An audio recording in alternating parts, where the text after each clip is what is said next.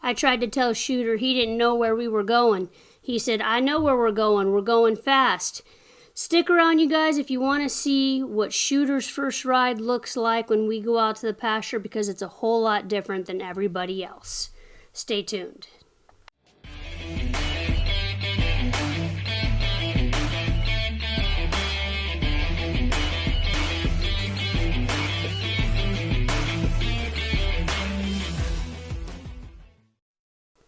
Welcome back to Becky Amio Horse Training, and this is ride number 6 on Bonnys Six Shooter. You know, today he decided he was going to do this himself and side pass over to the mounting lick tub for me, and I was pretty excited about how he responded here. This was really cool. I'm going to go ahead and start him today in the round pen, even though we're going to be riding out. And one of the reasons we start in the round pen on a day that we're riding out is we just want to check all of our landing gear. We want to check, double check, triple check that we have a really good emergency stop, that he's paying attention to us, that there's no funny business. You know, we want to make sure that there's not any tells that he is sharing with us to let us know that he's not prepared for this. So after I flexed his head both directions and rubbed and petted on his face and his hind end, I'm going to go ahead and let him walk off. Now this is where we're going to find some tells here. If he were to have stepped off and walked off when I was mounting, that would have given us an indication that there could be a problem later on down the road. If he flinched or shied at me petting on his head, that could have been another indicator that, you know, he wasn't fully prepared for this ride. And so we need to always evaluate and reevaluate everything that our horses are telling us every single ride, especially this early on in the game. Now, a lot of colts will get really sulky in the round pen, and we've seen in some of his videos already that in his previous rides that he was starting to get sulky. He's not wanting to move out. We're getting a little crow hoppy. And I get people that write to me and they want to know, you know, how to get their horse to move out, or he's not wanting to go forward, he's not wanting to even take a walk. And I tell them, you have to get out of the round pen. You have to suck it up and leave the round pen. And on a lot of these horses that are raised out, they need to go outside to be able to see wide open spaces. Now, this colt wasn't specifically raised out per se. He wasn't raised out on 160 acres or 2,000 acres. He was raised in a pen about the size of this round pen, a little bit bigger, but he didn't have any walls, so to speak. And so he's always seen what's going on all around him. I really appreciate that this round pen isn't like a totally enclosed round pen. I have worked in one of those types of round pens before, and they are not fun because when the horse hears something on the outside of that round pen, they really panic because they can't see what's going on outside. So if I had my choice, I would always prefer to ride in an open panel round pen like this. Now, I'm going to go ahead and move him out and see what he gives me and what he's telling me. He always immediately kind of wants to take a lope like that, which is fine. You know, what's even better is that he comes right down to a stop for me when I flex him and bend him around like that. But again, we're just doing a pre-check exam here to make sure he's mentally prepared to go outside and get a brand new experience. And this is all just checking our landing gear, okay? And make sure that we're able to kind of talk him off the edge in the event that he does need to be down-regulated when we go out. And given what we know about Shooter up to this point, we know that pretty well he's going to have to be talked off the edge once we get outside with him. So I go back and forth with him a few times and make sure I can change directions, make sure I can pick up speed and slow him down, and he's soft in his face, before I finally go to the gate and try to open up the gate and head out.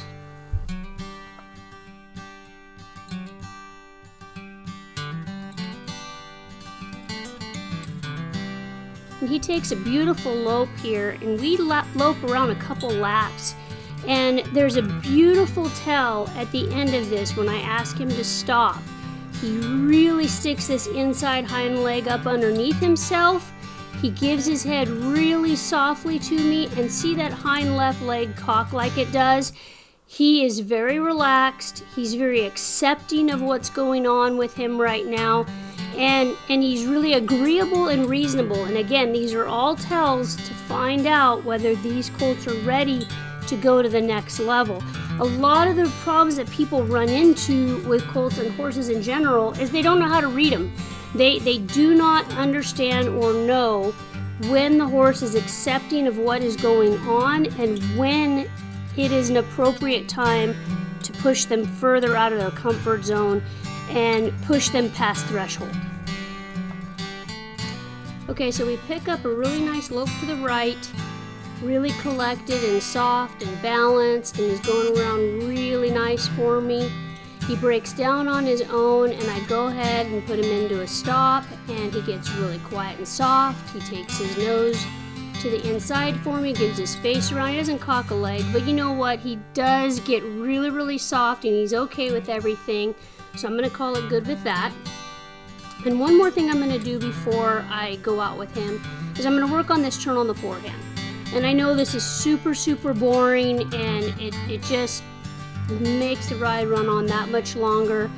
But we are counting this as a ride, and since it is a ride, we might as well take the opportunity to work on as much stuff as this colt will allow us to work on. If he didn't want to work on this stuff, if he was being super crabby, I wouldn't pick at him, but he's being very responsive and he's soaking up everything like a sponge right now. So I'm going to go ahead and work on these turns on the forehand with him. And okay, somebody's going to tell me we don't need to turn on the forehand. We don't need to be able to side pass. We just need to be able to go out on the trail, or we just need to be able to do X, Y, Z.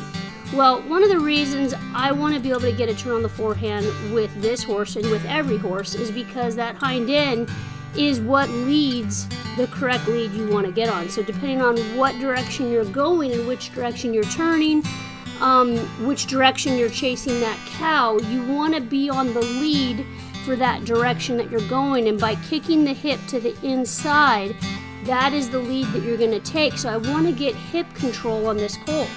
And any opportunity I can to test this hip control, the better off I am. And as long as he's being responsive, I'm going to go ahead and take it and use it. So another reason for doing these side pass maneuvers, these turn on the forehands, it's because it's setting us up to operate a gait properly.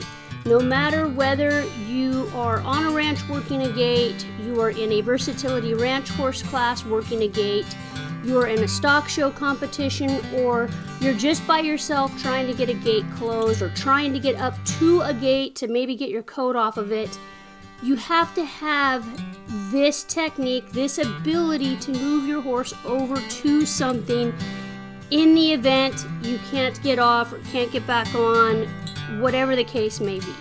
So I'm going to put him through the motions of setting him up to open and close this gate.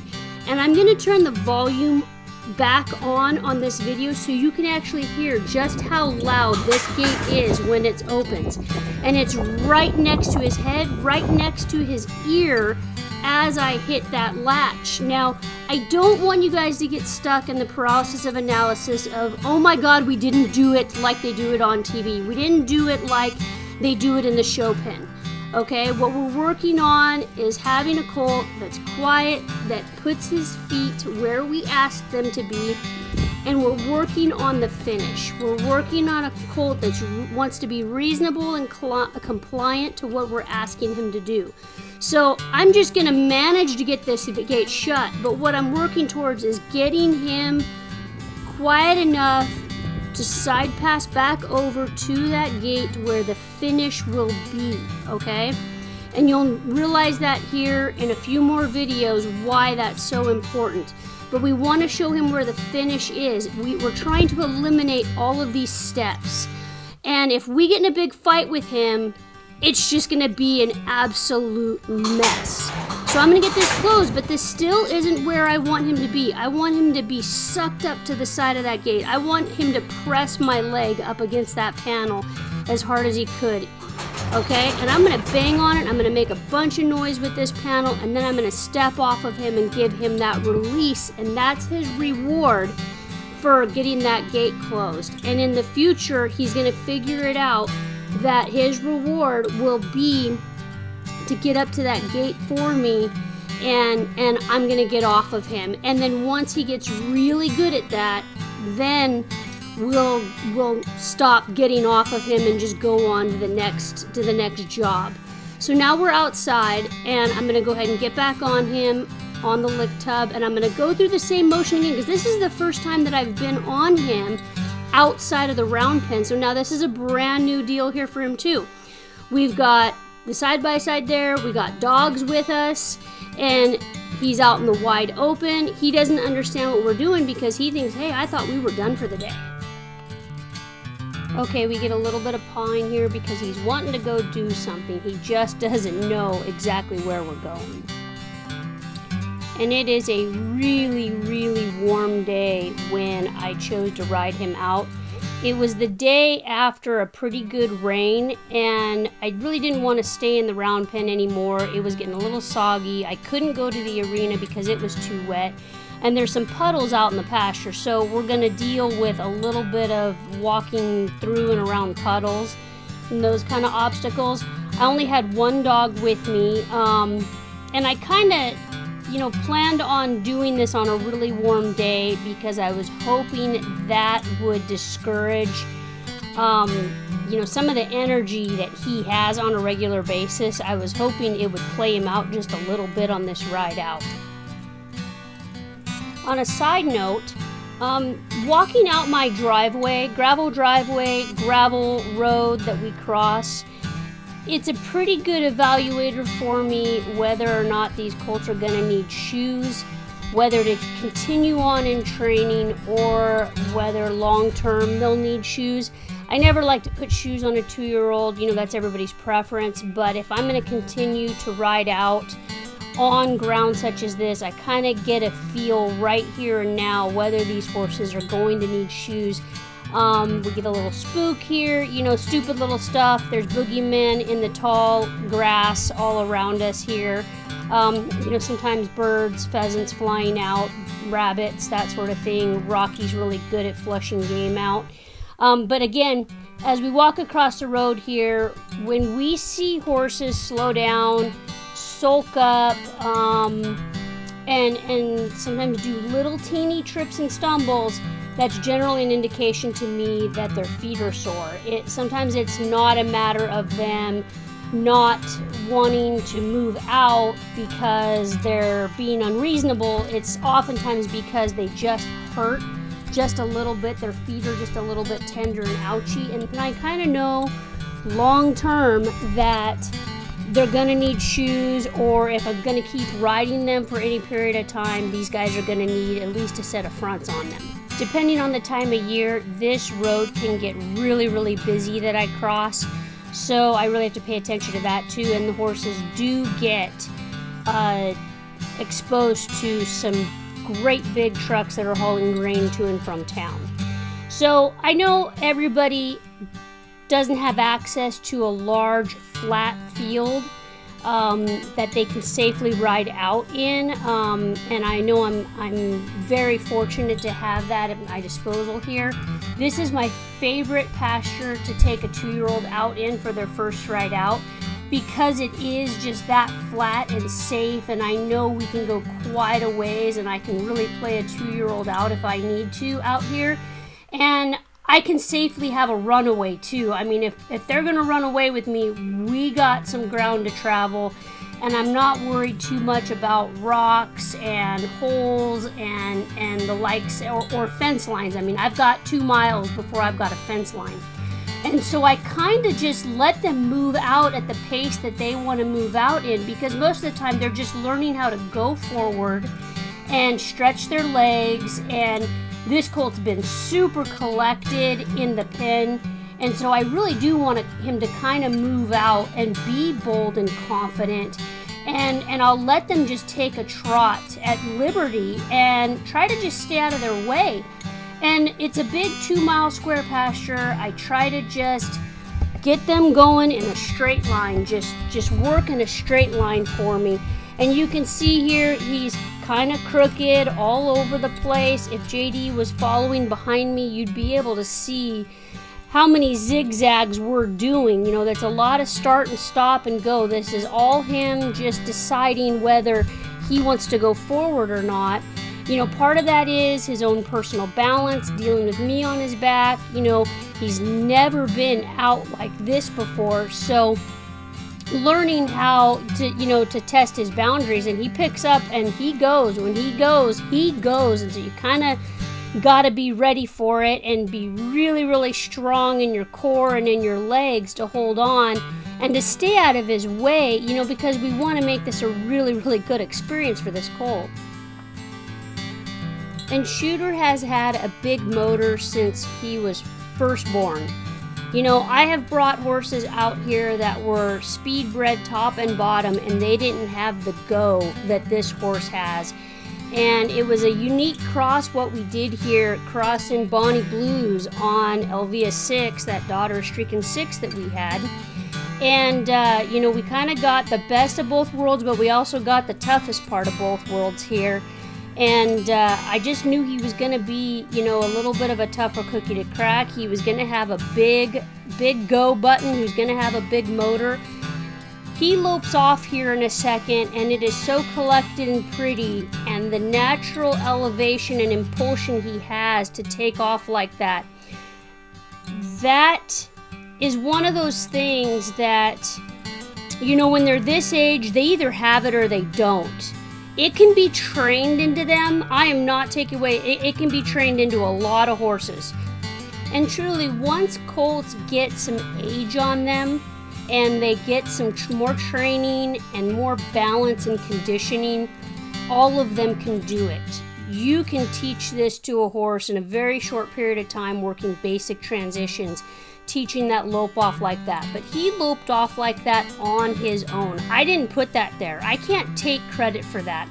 And now he comes to back down to a trot on his own, which is totally fine with me. Right now, I'm letting him go whatever speed he wants to go, as long as he's in physical control of himself.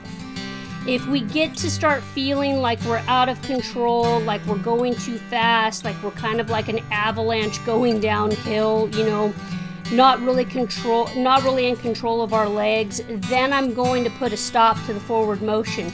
But right now, I'm just going to take whatever he's going to give me. I don't want to bang on his face. I don't want to be thumping on him with my legs. I just want to let him walk out, experience the pasture, enjoy moving out, you know, riding along with a dog that's, you know, flushing out rabbits and birds and such. I want him to kind of reach his head long and low if he feels like he needs to stretch out. He's walking really quiet right now, and you know, one of the reasons he's reaching his head down like that is because this is the alfalfa pasture, and I'm sure it's really tempting to reach his head down and get a little snack. So we reach the first corner of this pasture, and we have to make a left-hand turn and head north. And this is where we first start to feel the gravitational pull of going back home, and they generally want to start to lean, you know, with that left shoulder and kind of pull back towards home. Because what you see there in the distance is, you know, the home ranch, and they kind of want to go back that direction. And they haven't figured out yet, you know, how much fun it is to be out like this. And so it's hard to get them on a straight line going straight again north, because they've got at least a half a mile of riding going this direction. And you'll see as I get going that I'm kind of pulling a little bit more with my right rein. I'm trying harder to support with that left leg to keep him in a straight line as we go. And he takes a lope again here in a second. His lope departure is really, really smooth. The impulsion and collection is there. He lopes off a little bit faster than I'd like, but I got a little ways to let him go. And again, it's a really warm day. He's gonna play out on his own. And because I have so much experience of taking colts out in this pasture, you know, I've got a pretty good feel of how far I can let him go before I need to kind of start using all of my emergency landing gear, you know what I mean? So he breaks down to a trot on his own. Again, you'll see his head kind of cocked to the right. That's where I'm trying to get him to go in a straight line, because otherwise he would start coming across the pasture here, you know, towards the left a little bit more and wanting to bend back around and go back towards home. And so here I go ahead and let him, and I go ahead and just put him into a circle and bend him around. He was pushing so hard on me and he was wanting to go a little bit faster, so I just use it as an opportunity to do an emergency stop. Anytime you aren't going the direction you want to go, or they're doing, you know, what you're asking them to do, if they're not doing it, just do an emergency stop, down regulate them, change directions. Don't get mad, don't pull on your reins, don't kick on them. Just do an emergency stop and down regulate everything and start over. You can just erase, start over again, play a new game. And again, he's still pulling to the left on me, and all of them do this. It's not just him. This is not brand new. Everybody does this to me. And he wants to go a little bit faster still, and I'm having to correct him with that right rein to pull him over. Otherwise, we'd pull back towards the side-by-side here. So I'm having to pull on him a lot with that right rein to keep him straight and moving out. And I get to a point with colts when I'm hanging on them that much, I have to make a corner. I'm gonna have to either make a corner, make a circle. In that case, I took my right leg back towards his hip, and I took my right rein and I just made like a right hand turn real quick. Sometimes that's the only way I can break that cycle of hanging on them. And I think we all do it. I'm just as guilty as the next person.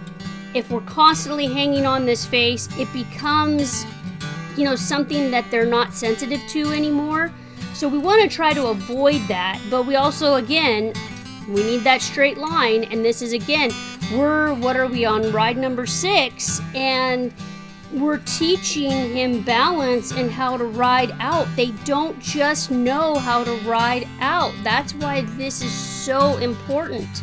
And I don't think people put enough emphasis on, you know, their first rides out and how they handle it. And they don't understand that horses they just aren't balanced. They don't know how to just stay in between a rider's legs and a rider's hands. They don't know how to go in a straight line while they're carrying somebody. They don't go in straight lines when they're running out in the pasture with their buddies. And so that's all part of it. So we use this opportunity to, you know, correct him where we can, try not to hang on him. So I'm just going to bend him around, kick that hip over, because if I can drive the hip over, I can help balance him up. Because remember, the hip is what drives everything, right? Remember that? The hip is what is the rudder, like a boat. It's the rudder for everything that we do. And now we're getting close to this corner. You can see a fence line here. And I'm not going to let him just fall in to the left. I'm going to try to change in directions a little bit before I go ahead and take him back to the west in the direction of the ranch. But he still doesn't entirely know where he's going. You know, he still doesn't quite know. He just knows where he's been, and you'll still feel that gravitational pull towards the direction that he's been.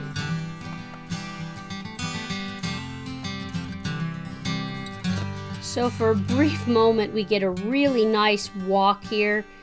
Good nod and bob head walk, longer rein. He's soft. He's really, really quiet. But he's ready to go again, and I can't emphasize you guys how warm of a day this was. We can really see and evaluate how warm of a day it was by how close this dog is staying with us. When Rocky starts to play out because of the heat, he starts to stay right next to me on the horse. He stops screwing around, he stops hunting, and he stays right with us. And the fact that he's as close as he is to us tells me that he's getting played out also. We see Shooter start to take another gear here because Rocky's ears are really flapping to keep up with us. And he's loping right along. Again, I'm feeling some of that pull. So I use this opportunity to kind of put in a square here. You know, just give him some angles, some corners, straighten him out. I promise you guys, doing some zigzags and making some corners will straighten your horse out. It sounds counterintuitive, but if you bend that head and you kick that inside leg over and you turn that rudder back and forth a few times, they want to straighten their body out. It goes the same like when you're moving cows. If they want to go too fast when you're walking behind a herd of cows, all you have to do is walk back and forth. Walk back and forth horizontally behind that herd of cows, and then all of a sudden they'll start walking a little bit slower to keep the pace with those cows, because there's a lot of ranchers and farmers that do not like to push their cows very fast, and if your horse is driving them pretty hard, you're not going to get asked back to go help them work. So he's taking a pretty nice trot here. We're getting a pretty decent straight line, and I don't go entirely too far down the length of this pasture. I only go about 3/4 of the way down before I turn to head back towards home.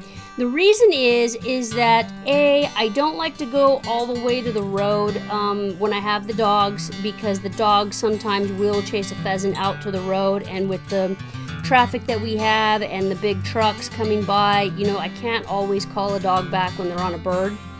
And then the other reason is that we'll have the mares right up against the fence across the road, and sometimes there'll be a stud over there, and I just don't want to deal with a stud on the fence line, and I try to avoid any of that at all costs, especially until I get a better handle on these colts. And now he's willing to walk a little bit more. You know, you could see his nostrils flaring a little bit. I can walk him on a little bit longer rein, and he's been pretty quiet. He's dealing with this side-by-side, which is fabulous. You know, how many horses get to experience an off-road motor vehicle, you know, this early on in the game? You know, usually it comes quite a bit later. And so pretty soon here, I'm going to turn left and go right through the middle of this pasture. And there's really nothing on either side of him. So he's going to have to struggle and find his own balance and take his own straight line. And this is where I have to be really strong in my body. I have to be strong in my core. I have to be strong in keeping him in between my hands and legs. Now that we have this view, you guys can really see how sweaty he is. He's pretty soaked from his shoulder forward. That's how hot it is out here. And the bugs are really pretty bad out here in the pasture. One thing I am going to insist on here is I'm going to work on picking up the right lead, and even if I get just a few strides on the right lead, I'm going to be satisfied with that. This whole time he's been giving me left lead, and at this point of riding out, I insist that they pick up left and right lead. I know in previous videos, if it's like the first ride out and they've only been ridden twice or something, I might go ahead and let it slide, but in this case, this horse has been picking up the correct leads in the round pen. He has to pick up the correct leads out here in the pasture, and I've let JD know that I'm going to circle him here a little bit to work on getting that right lead. And what's happening is I'm not getting good control of the hind end, and the shoulders are leaning so bad one direction or another. So I'm going to kind of play the rudder game with him here and really try to kick his hind end back and forth and get more control of that hind end. And you can see me bend his head one direction, kick his hip out, and try to kind of knock him off balance a little bit. And you see him pick up the right lead, but he's cross-firing him back. He does it for a couple strides, and then he gets the right lead correct. But I want him to pick it up correct the first time. I'm just kicking his hip over. You see me pushing his hip around.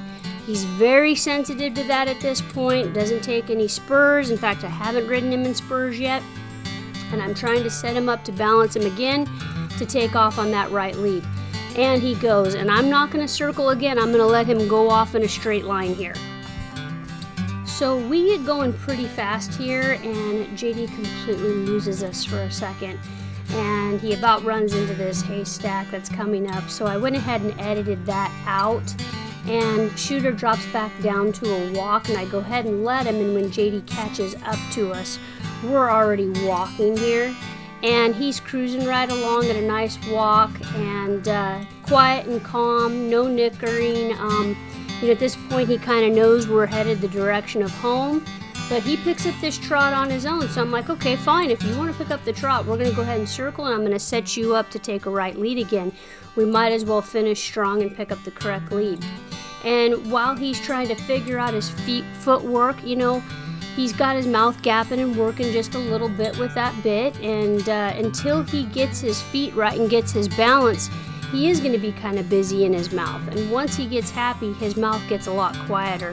And he moves right out, and he's loping right along in the right lead across the middle of this pasture.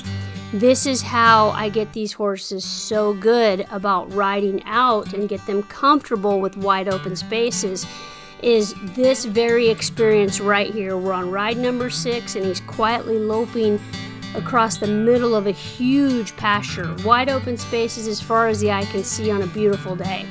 And he comes back down to a trot on his own, and I go ahead and let him walk, and we're going to go ahead and walk the rest of the way out of the pasture, and nice long loose rein, and I can rub and pet on him.